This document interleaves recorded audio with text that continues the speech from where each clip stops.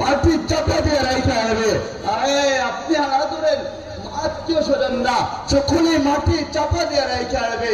ওই মসজিদের মাইক থেকে যখন এলান আসবে যে আপনি মহিলা গেছেন, আমাদের বুজুর্গরা কি করতেন বলে আমাদের জীবনটাকে ওইভাবে সাজানো উচিত যেভাবে আমাদের বুজুর্গরা জীবন সাজাইছেন।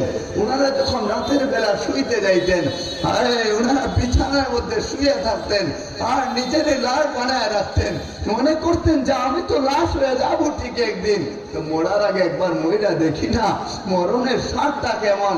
নিজের ময়রা কাপড়ের কাপড় পরায় দিতেন যে আমি ময়রা গেলাম, আমার শরীরে কাপড়ের কাপড়টা পরানো হবে।